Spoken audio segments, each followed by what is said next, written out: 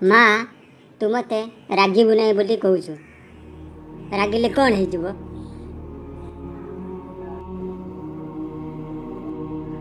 ରାଗିଲେ ମଣିଷ ତା'ର ହିତାହିତ ଜ୍ଞାନ ଭୁଲିଯାଏ।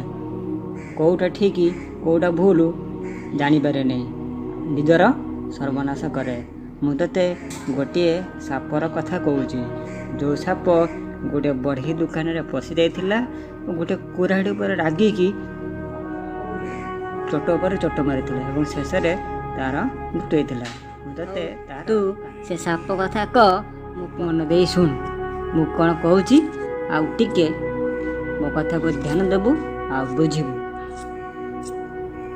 ରାଗିଲେ କ'ଣ ହୁଏ?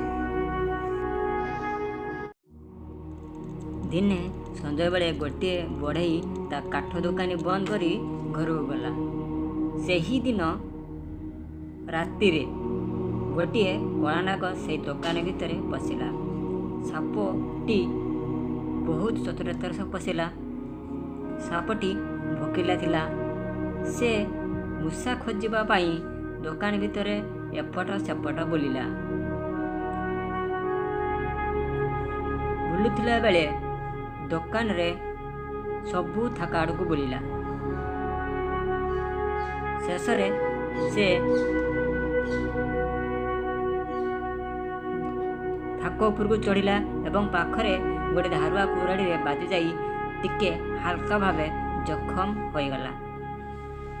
ସେ ରାଗରେ ପ୍ରତିଶୋଧ ନେବା ପାଇଁ ପାଗଳ ହୋଇକି କୁରାଢ଼ୀକୁ ଚୋଟ ପରେ ଚୋଟ ମାରି ଚାଲିଲା। ସେ ଆହୁରି ଜଖମ ହୋଇଗଲା। ତାର ମୁହଁ ଲହୁ ଲୁହାଣ ହୋଇଗଲା ଏବଂ ତା ଦାନ୍ତ କୁରାଢ଼ୀ ଭିତରେ କୁରାଢ଼ୀ ବାଜି ଭାଙ୍ଗିଗଲା। ସେ ପୁଣି ରାଗି ଯାଇ ଶତ୍ରୁ ବୋଲି କୁରାଢ଼ୀକୁ ଭାବି ନେଲା ଏବଂ ସେ ଗୋଟେ ନାଗ ଫାସ କରି କୁରାଢ଼ୀକୁ ଦେହରେ ଗୁରେଇ ହେଇ ଚୋଟ ପରେ ଚୋଟ ମାରି ଚାଲିଲା। ଏହାଦ୍ୱାରା ତା ସାରା ଦେହ କୁରାଢ଼ୀ ଦ୍ୱାରା କଟିଯାଇ ସେଇଠି ସାପଟି ମରିଗଲା। ତା ପରଦିନ ସକାଳେ ବଢ଼େଇଟି ଦୋକାନ ଖୋଲିଲା। ସେ କୁରାଢ଼ୀ ଦେହରେ ଗୁରେଇ ହୋଇ ଗୋଟିଏ ସାପକୁ ମରି ପଡ଼ିଥିବାର ଦେଖିଲା। ସାପ ଆଉ କାହା ପାଇଁ ନୁହେଁ, ନିଜର କ୍ରୋଧ କାରଣରୁ ମଲା। କେବେ କେବେ ଆମେ କ୍ରୋଧରେ ଅନ୍ୟର କ୍ଷତି କରିବାକୁ ଯାଇ ଆମେ ନିଜର କ୍ଷତି କରୁ।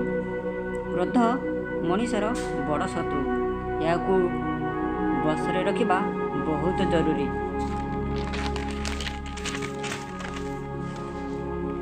ନିଜ କ୍ରୋଧ ଉପରେ ସବୁବେଳେ କାବୁ ରଖ, କାରଣ ଆଙ୍ଗର ପୂର୍ବରୁ ଦି ଯୋଡ଼ିଲେ ଡେଞ୍ଜର ହୁଏ। କ୍ରୋଧ କେବେ କାହାର ମଙ୍ଗଳ କରେ ନାହିଁ, କେବଳ କ୍ରୋଧ ଦ୍ୱାରା ପଶ୍ଚାତାପ ହିଁ ମିଳେ। ତେଣୁ ଏ ସାପ କପରୁ ଆମେ ଶିଖିଲେ ଯେ ନିଜକୁ ସବୁବେଳେ ଶାନ୍ତ ରଖିବା। ମନ ଯେତେବେଳେ ଶାନ୍ତ ରହେ, ସ୍ଥିର ରହେ, ସେତେବେଳେ ଆମେ ସବୁ କାମକୁ ସୁଚାରୁ ରୂପେ କରିପାରୁ। ଆଉ ଆଜିଠାରୁ ତୁ କେବେ ରାଗିବୁ ନାହିଁ ଆଉ ସବୁବେଳେ ଶାନ୍ତ ରହିବୁ। କ'ଣ ଠିକ୍ ଅଛି ଅମୁ? ତ ଅମୁ ଠିକ୍ ଅଛି ତ?